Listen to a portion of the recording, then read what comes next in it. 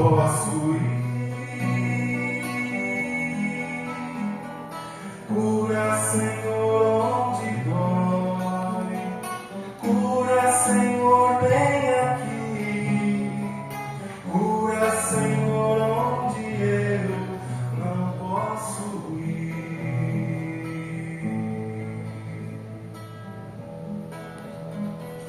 Tantas lembranças eu quero esquecer.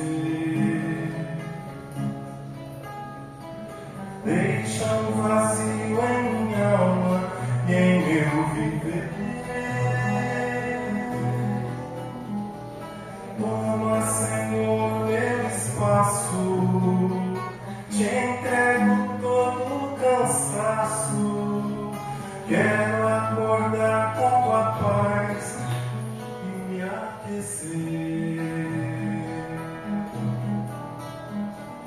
Cura, Senhor, onde dói. Cura, Senhor, vem aqui. Cura, Senhor, onde eu não posso ir.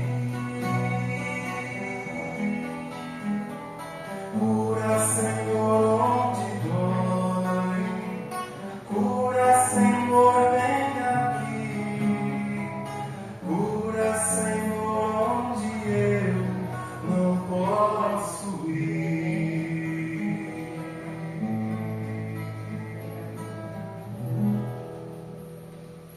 Que assim seja.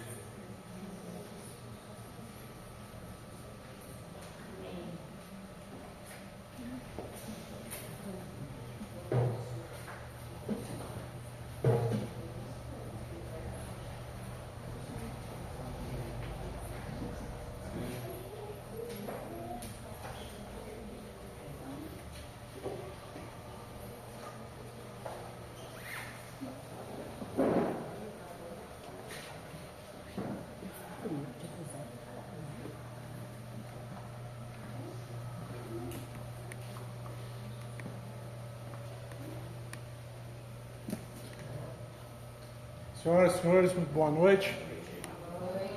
Mais uma vez iniciamos mais uma semana de estudos, de trabalhos na nossa Casa Espírita.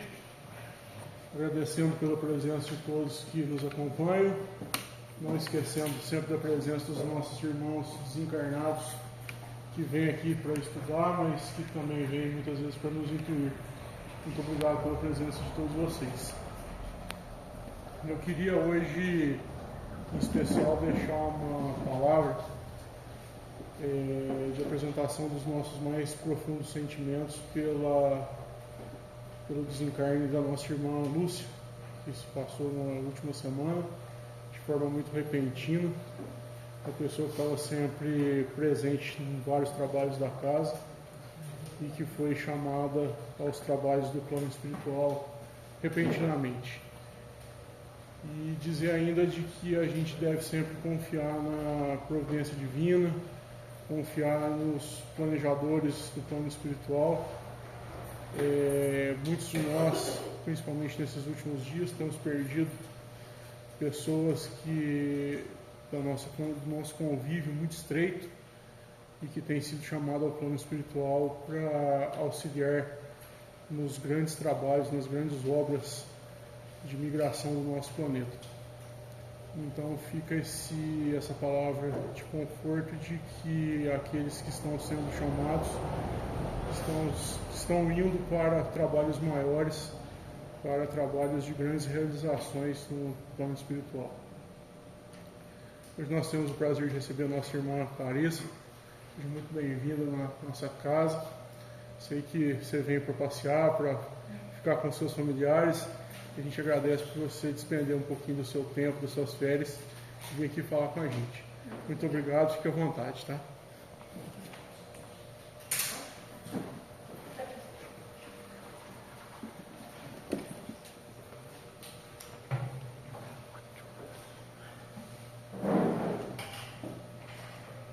Olá, boa noite a todos. Boa noite. É com muita alegria que estou hoje aqui, tendo minha tia que me traz grandes lembranças, né? Minha mãe, essa casa, porque esse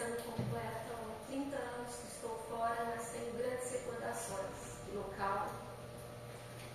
E também é uma alegria muito grande porque faço parte de uma casa, onde é uma casa que escolhi e onde uma casa que me acolheu e que me ajuda a ir para frente. Já estou com saudade de lá. Então é uma alegria estar aqui também porque, como diz André Luiz lá no livro Evolução em Dois Mundos, a religião, ela nasce com a humanidade como higiene da mente. Nós não vamos entrar na questão do processo de evolução da religião, mas para dizer que temos inúmeras aflições, temos inúmeras dificuldades fora daqui. Mas quando entramos, somos recepcionados pelos amigos, pelos trabalhadores da casa, que com muito carinho nos dá o papelzinho, nos abraça, nos recepciona. Mas também somos recepcionados pelos trabalhadores do plano espiritual, porque eles preparam o ambiente para nos acolher, sabendo das nossas dificuldades. Fluidos tranquilizantes, fluidos restauradores. E aí esquecemos um pouquinho dos nossos problemas, que são oriundos de um planeta de provas e expiações. E aí vamos modificando a nossa tela mental. Escutamos o Evangelho, tomamos um passe e vamos então nos fortalecendo para retornar à nossa vida, retornar às nossas dificuldades. E aí cabe a nós mantermos nesse padrão vibratório que na nossa, como eu vou dizer, nível evolutivo não é tão fácil. Mas nós precisamos ter força de vontade diariamente. E pensando sobre isso, quando questionada sobre o tema que eu poderia falar, automaticamente me veio o capítulo 5 do Evangelho segundo o Espiritismo, a justiça das aflições. Obviamente que poderia dizer que o tema é meu, mas nós sabemos que o plano espiritual é soberano em tudo que faz. Somos uma pontinha desse trabalho e uma ponta ainda imperfeita. E não consegui mudar o tema. Até olhei nos meus arquivos, abri o Evangelho segundo o Espiritismo, mas ali a minha mente aterrizou, né? Fiquei pensando, nossa, Larissa, tem uma certa imaturidade da sua parte, porque é um tema complexo. Mas nós não estamos aqui para aprofundar nada. Estamos aqui para refletir à luz daquele que é o princípio. A luz que foi nos dada por Jesus, mas sempre à luz da doutrina espírita. Bases sólidas que o nosso codificador deixou para nós. Então, antes de começar o tema propriamente dito, aliás, o tema já se inicia agora, né, mas entrarem nas considerações que Kardec traz para nós, através do Consolador Prometido, eu gostaria de trazer uma passagem do livro Boa Nova. Quem não leu, faço a sugestão da leitura. Um livro maravilhoso, como a obra de Paulo Estevam, a gente pode dizer que são os bastidores do ministério de Jesus, que se inicia na Galileia e vai finalizar na Judeia. Sabemos por quê, sabemos o motivo, porque ali o solo já estava preparado para sementes do Evangelho. E termina na Judeia, também sabemos, né? E começa na Galileia, aliás, porque estava distante do farisaísmo, do templo de Jerusalém, do poder das ideias arraigadas que atrapalhariam as sementes da Boa Nova. Então, Humberto de Campos vai dizer para a gente lá na introdução que ele extrai 30 capítulos do plano espiritual para trazer para nós. Não podemos pôr dúvida nessa psicografia, porque vem da Lavra de Chico Xavier sobre orientação de Emmanuel. E ele vai contar que numa bela tarde o discípulo Levi, que conhecemos como Mateus, estava em sua casa e 3 amigos vão procurar Levi. 3 amigos imperfeitos, com as mesmas imperfeições que as nossas. E eles chegam na casa de Levi e falam: olha, Levi, nós gostaríamos de ajudar com a divulgação da Boa Nova, com a construção desse reino de Deus, porque já escutamos o Mestre pregando e nos trouxe consolo. Gostaríamos de mudar o nosso caminho. O Mestre prometeu que era possível. Mas Levi, um tanto quanto imaturo, porque eles passavam por uma dominação do Império Romano. Agora falando da minha forma, bota os 3 para correr. Olha para Lisandro e fala para ele: Lisandro, tu aleijado? Você, Áquila, não foi abandonado pela própria família por sérias acusações? E tu, Pafos, imperfeito do jeito que és, como poderia colaborar com essa obra tão grande? E os 3 se olham indignados, mas muito mais humilhados, porque não era isso que eles esperavam. Eles esperavam aquilo que o Cristo havia prometido, que o Evangelho, que a Boa Nova era para todos. E eles sabiam que Jesus iria pregar aquela tarde. E eles então saem ali com um sentimento de derrota. Aquele sentimento que temos, né, muitas vezes na vida, em muitas situações, em muitas ocasiões. E passado um tempo, chega Jesus na casa de Levi, porque havia essa pregação, chega com André, logo mais chega Pedro, Simão Pedro e tudo mais. E numa bela conversação, Levi então conta para Jesus: olha, mestre, aconteceu isso, decidi que era assim, porque nós precisamos de homens fortes, nós precisamos de homens decididos. Não podemos contar com doentes da alma, não, nem do corpo. E Jesus olha para ele, né, aquele olhar compassivo, e eu vou pedir licença, abre aspas, para ler o que Jesus fala para ele. Levi, quem governa o mundo é Deus. E o amor, porque Deus é amor, a lei divina é o amor, que eu estou falando, não age com inquietação. Até que a esponja do tempo absorva as imperfeições terrestres, através de séculos de experiências necessárias, ou seja, através das reencarnações, que nós vamos ter experiências para progredir o nosso espírito. Os triunfadores do mundo são pobres seres que caminham por entre tenebrosos abismos. É imprescindível, pois, atentemos na alma branda e humilde dos vencidos.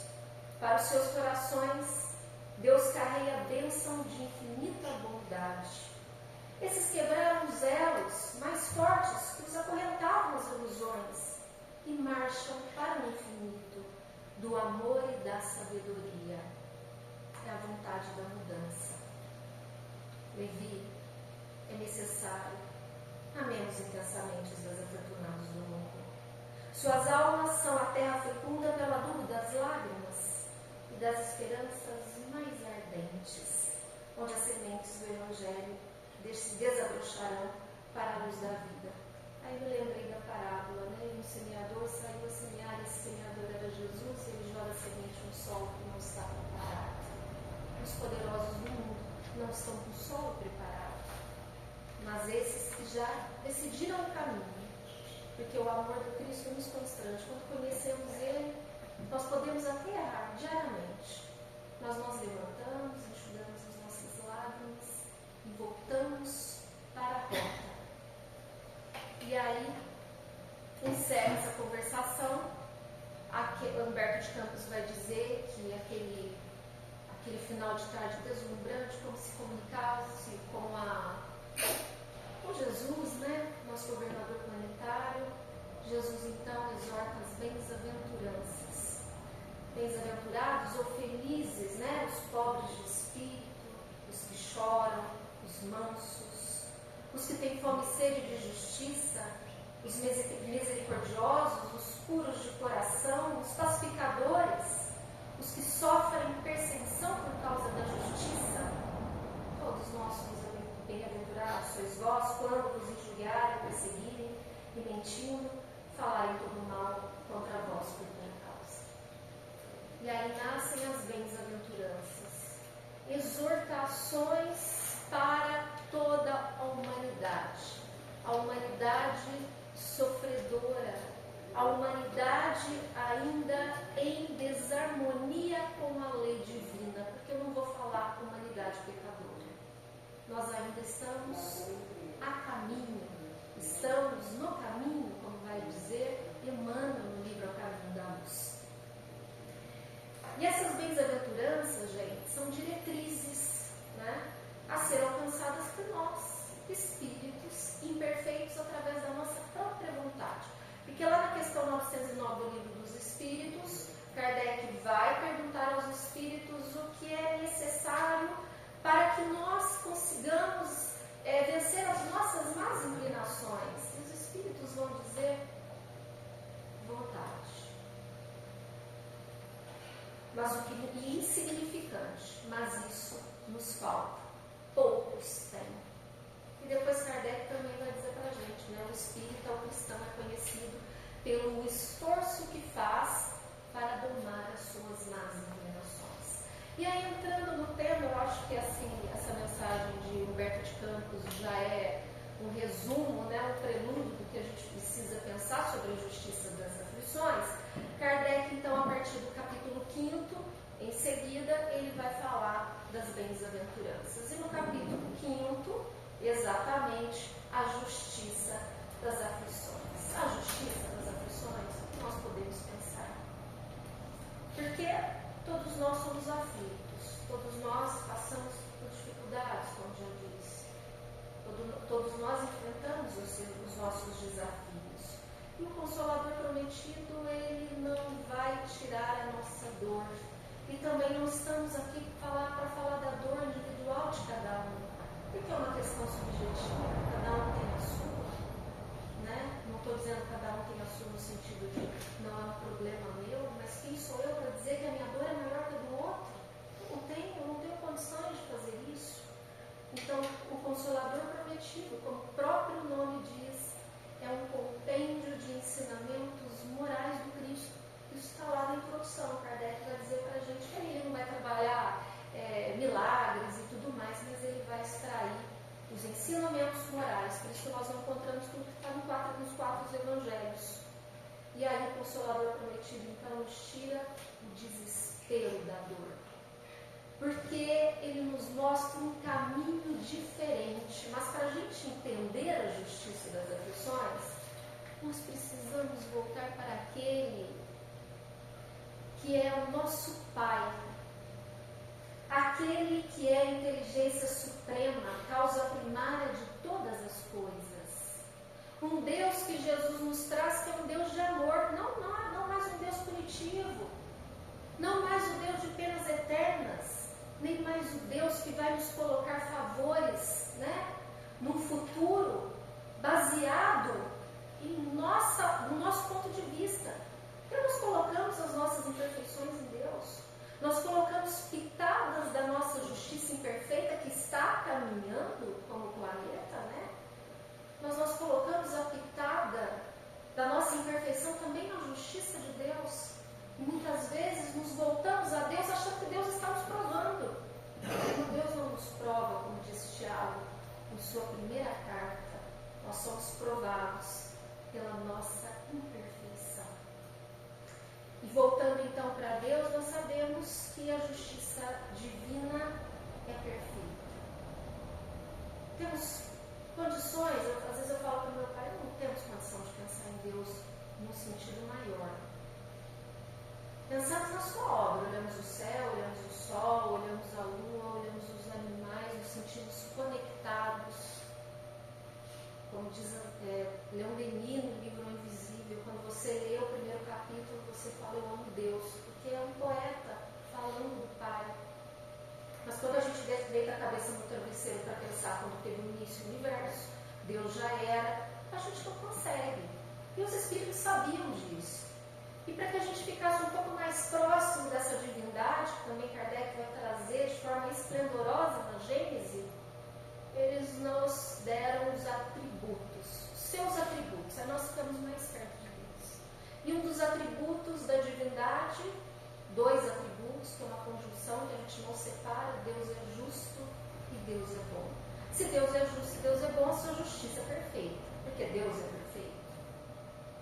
E Deus, como disse Jesus, né, para Mateus, na passagem de Humberto de Campos, quem governa o mundo é Deus e Deus não age com inquietação. Mas ele precisa governar através de leis, né? Ele governa através das leis divinas. Na verdade, no livro terceiro do Livro dos Espíritos, os Espíritos vão nos dizer que a lei divina é o amor e que o determinismo do homem é o bem. É essa perfeição relativa que atingiremos na nossa trajetória individual. Mas que Deus ele governa através de suas leis, que são justas e perfeitas, e todo o universo está submetido a essas leis. Mas que existe uma subdivisão, que é a lei da adoração, a lei do trabalho, a lei de sociedade, a lei de justiça, de liberdade, de igualdade, de destruição. São 10 leis e a última, que é a justiça, amor e caridade, que resume todas as outras. Então, daí nós já partimos da premissa que não tem a ver com Deus, porque Ele governa o universo com amor. E que a sua justiça nunca falha. E que nós também não conseguimos mensurar a balança divina, porque o bem que eu faço é o mal que eu anulo. E aí, gente, nós precisamos entender que a justiça das aflições, então, está pautada na justiça de Deus, que é perfeita. E na justiça das reencarnações, porque também eu posso ter fé no futuro. Mas se eu não acreditar em vidas sucessivas, como que eu vou explicar todas as diferenças que nós encontramos aqui no planeta Terra? Desigualdades tremendas. Como eu vou explicar? Somente pela justiça da reencarnação. E é isso que o Espiritismo vem dizer. Não somos espíritos, não nascemos no berço, não morremos no túmulo, somos espíritos eternos, já temos uma jornada individual e coletiva. E aí, a questão 614, os Espíritos vão nos dizer que só somos infelizes porque nos afastamos de Deus. E nesse contexto, agora, nós precisamos saber quem somos nós. Eu já sei quem é Deus. Nós, os aflitos, aliás, desculpa comecei errado, mas os aflitos somos todos nós. Espíritos imperfeitos, no início da jornada. Vocês já pararam para pensar que antes do nosso planeta é um planeta primitivo? Que nós somos habitantes de um planeta de prova e expiação, que está no processo de transição para um planeta de regeneração? Nós temos espíritos perfeitos, ou seja, não chegamos ainda nem metade da caminhada. E aí nós precisamos pensar que isso está no livro dos Espíritos. Toda imperfeição da alma vai gerar uma aflição no nosso caminho. Kardec, inclusive, no Evangelho segundo o Espiritismo, vai falar até da gradação do pensamento. Não lembrei disso agora. Eu penso, travei meu pensamento ali, tudo bem. Pensei, levei adiante, já tem uma culpa, já tem um problema, eu estou plantando no meu caminho. Executei o que eu pensei, ele ainda vai falar sobre isso. Então somos espíritos imperfeitos. Está lá no item 100 do livro dos Espíritos. Espíritos de terceira ordem, como a Influência da matéria sobre o espírito. Espíritos de segunda ordem já não tem influência da matéria sobre o espírito. Aí já tem mais influência, mais domínio. O espírito tem mais domínio sobre a matéria. E os espíritos imperfeitos não têm nada de matéria no meio. Já atingiram a perfeição, não se deixam dominar. E Santo Agostinho, no livro Evangelho segundo o Espiritismo, vai dizer que o planeta Terra é o exílio, então, para espíritos rebeldes à lei de Deus. Então nós precisamos sempre lembrar que somos os árbitros do nosso próprio destino. Podemos prolongar os nossos sofrimentos ou criar outros aqui nessa encarnação, ou podemos abrandá-lo, porque Kardec também vai dizer lá no Céu e no Inferno que não basta eu não fazer o bem, não fiz o mal, aliás, não basta não fazer o mal, é necessário fazer o bem, porque é o determinismo, é da lei. Então o homem, nós aqui, evitaremos as aflições quando tivermos consciência que o único caminho é o nosso desenvolvimento moral e intelectual. O intelectual está lá no livro dos Espíritos, ele acaba vindo antes. Porque nós vamos despertando a nossa consciência, nós vamos buscando essa luz divina, nós vamos buscando outros caminhos, porque nós vamos cansando também das experiências difíceis. Nós vamos cansando das nossas escolhas equivocadas. Emmanuel vai dizer assim, por que nasce a expiação? Porque o homem, se sentindo muito confiante, tira Deus do lugar dele e coloca ali no outro lugar. Aí o que ele faz? Ele usa o livre-arbítrio dele que ele não sabe usar. Aí ele faz escolhas equivocadas. Então nasce o quê? A necessidade de reparação. Ele usa a palavra reparação. Nós precisamos nos harmonizar novamente com a lei. Então, essa é a lei da justiça divina. A cada um, segundo as suas obras, tanto no céu como na terra. E na questão 248, eu achei interessante, achei isso agora vindo para cá. Emmanuel, no livro Consolador, ele fala as perguntas, né, para ele: como se verifica a queda do espírito?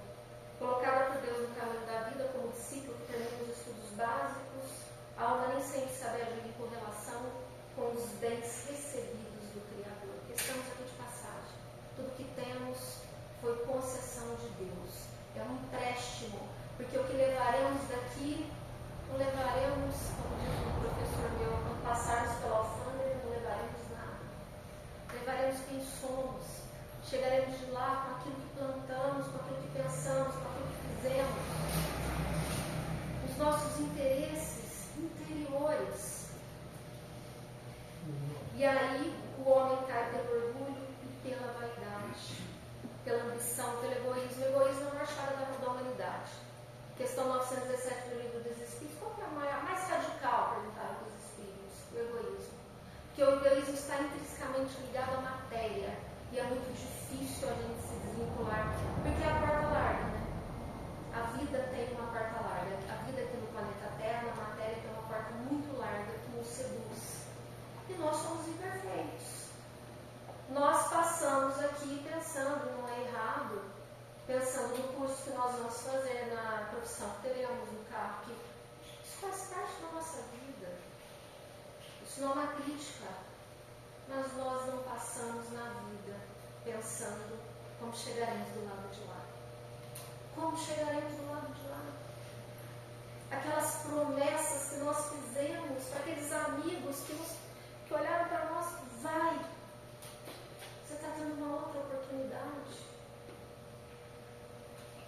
E nós entramos no estado avançado de correria e esquecemos daquilo que realmente viemos fazer nesse planeta.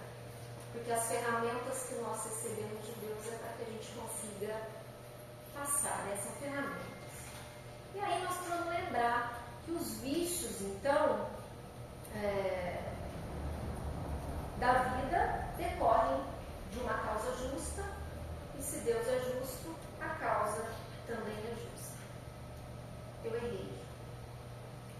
preciso corrigir o meu erro. Me arrependi. Mas não basta o arrependimento, né? Kardec vai dizer que a gente precisa se arrepender, a gente precisa expiar e a gente precisa reparar. Aí a gente vem pra cá, chega nesse planeta. Porque o objetivo da reencarnação, questão 167, melhoramento progressivo da humanidade. Aí nós vemos, eu comecei a refletir e falei, como Deus é bom, como Ele nos dá a oportunidade, porque nós erramos, mas Ele nos dá a oportunidade da corrigenda, para que a gente então, lá na frente, porque como eu disse, nós estamos menos da metade, a gente entra em harmonia com a lei. Por isso que Jesus falava, eu e o Pai somos um, porque Jesus estava ali em total harmonia com Deus. E aí as causas das nossas aflições, nós podemos contrair nessa encarnação. Kardec vai dizer para a gente por conta dos nossos vícios, das nossas deficiências morais, da nossa vaidade, do nosso egoísmo, e aí só basta a gente colocar a cabeça no travesseiro, também não é muito fácil, né? E perguntar, se eu tivesse evitado isso, aliás, eu poderia evitar o que está acontecendo comigo agora? Se a resposta for sim, são os embaraços que nós criamos para nós nessa encarnação. Então nós precisamos combater as nossas más paixões, mas há aqueles sofrimentos, aquelas dores da alma, a perda de um filho, a perda de um ente querido, uma doença inesperada, situações que não há explicação nenhuma, que eu não dei causa. Então nós sabemos que são expiações e provas que trouxemos aí de vidas passadas, né? Existe um motivo passado. Mas nem toda prova é uma expiação, toda expiação é uma prova, e toda prova e expiação decorre de uma imperfeição da alma, porque há espíritos que pedem provas para poder avançar mais rapidamente e conseguem vencer com muita resignação. Mas aí nós precisamos entender por que Jesus fala para a gente que somos felizes no meio da aflição. É possível isso? É possível isso? Na verdade, ele está querendo dizer que isso é uma oportunidade que temos para avançar um pouco mais. Para avançar nessa imensidão que ainda temos para percorrer. E a aprovação tem muitos benefícios, porque é a corrigenda da nossa alma. Eu gosto muito, e quem tiver interesse, leiam as cartas de Tiago.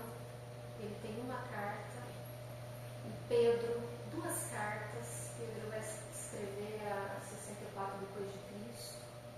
São cartas que precisam de estudo, porque não são muito simples, mas elas são tão grandiosas que eu tive a oportunidade, quando eu fui fazer o meu esboço, eu falei, eu tenho a oportunidade de colocar e vou levar.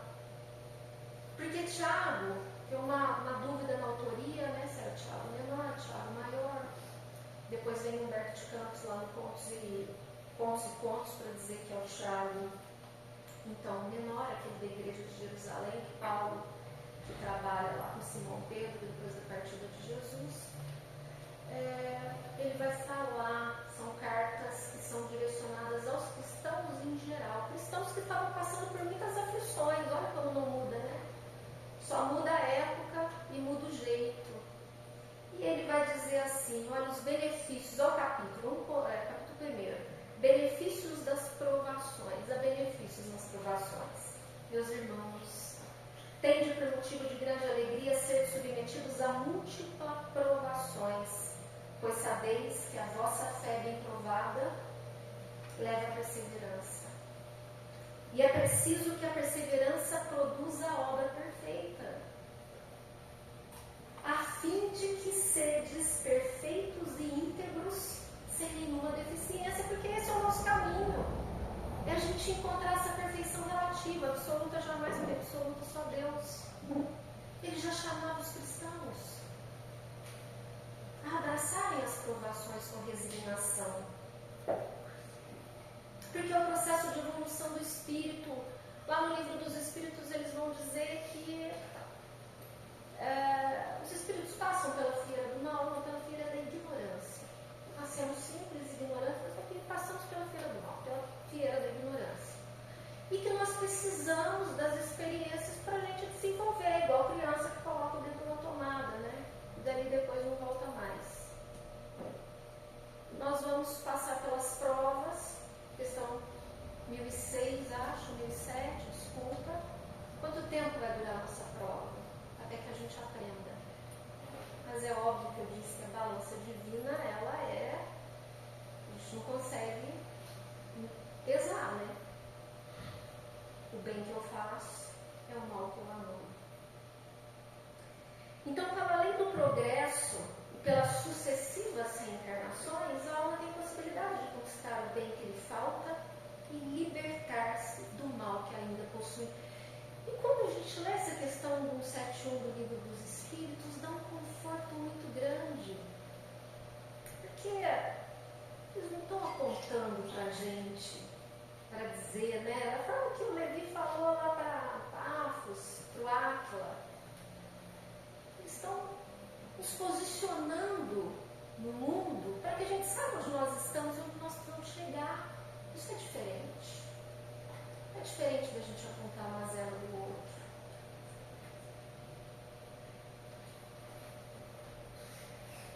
E ele continua: bem-aventurado o homem que suporta com paciência a provação, receberá a coroa da vida, que é aquilo que Jesus prometeu àquele que cumprisse a sua tarefa com resignação, porque nem todos os aflitos serão consolados, mas aqueles que vencerem com muita força de vontade, as que eles esperam de nós, boa vontade. Eles sabem onde estamos, eles sabem que o caminho é longo. E na carta de Pedro, que ele também vai falar aos cristãos em um momento muito delicado, muito delicado. Ali eram os cristãos forasteiros, os cristãos dispersos, sofridos, que estavam sem casa. E eles começam a colocar em xeque a imagem de Jesus, as revelações, porque revelação é uma revelação divina. Primeira, segunda, terceira revelação é revelação de Deus, que vem através de homens inspirados por Deus, questão 624 do Livro dos Espíritos, nunca há interpretação pessoal, porque não é revelação do homem. E aí ele dá uma chamada nos cristãos para dizer: vocês estão desviando, depois de conhecer Jesus, vocês estão desviando do caminho? Pelo amor de Deus, vocês precisam voltar. Vocês vão acreditar em falsos profetas? E vocês vão colocar Jesus de lado? E aí ele convida, depois de uma carta extensa, ele convida, em meio às aflições, ele vai convidar os cristãos então a serem sóbrios, a ter esperança, a se manterem firmes no caminho com Jesus. Não se modelar pelas paixões da ignorância de outrora, porque o cristão já conhece o roteiro a ser seguido, já não somos mais ignorantes. É muito fácil falar que a gente desconhece, é difícil fazer, é muito difícil fazer, mas nós já sabemos, já conhecemos. Ele convida os cristãos, olha, ele usa um termo antigo, né, gente? Temor a Deus, mas que significa violação à lei divina. Viola a lei divina, porque nossa necessidade de reparar. Pratiquem o amor fraternal. Será que estamos praticando? Jesus disse: um outro mandamento vos dou, não estava ali despedido dos apóstolos, dos discípulos, né? Ali ainda era um discipulado. Amem uns aos outros como eu vos amei. Quando eu tiver que viver no mundo, e no mundo que não compartilha as mesmas ideias que a minha, vamos nos manter na nossa conduta cristã, no exemplo. E ele chama os cristãos,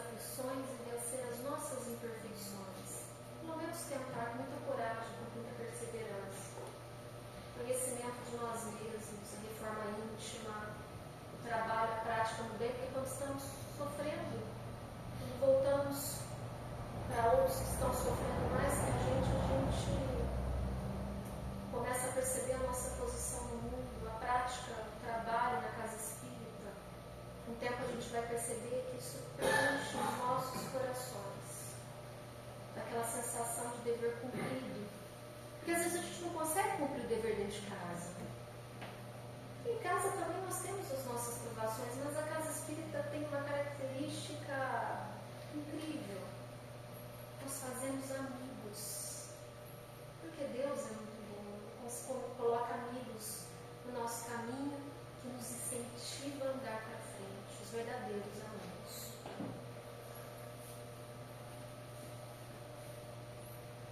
E aí, vencendo, lutando com muita coragem, nós vamos então lá na frente, porque, como eu disse na primeira página, o consolo virá. O consolo não é agora.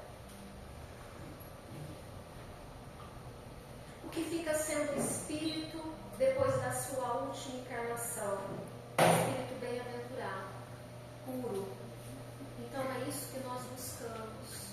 Buscamos deixar as nossas mazelas dia após dia, em busca das virtudes celestes, que são aquelas virtudes do homem de bem que Kardec vai nos trazer no Evangelho segundo o Espiritismo. E no meio disso tudo, eu queria trazer uma reflexão, que é o ponto de vista. Quem já leu? Está no Evangelho segundo o Espiritismo. O nosso ponto de vista muda completamente a nossa forma de olhar. Quando eu olho sobre o ponto de vista da matéria, eu me sinto um desafortunado, eu me sinto um injustiçado.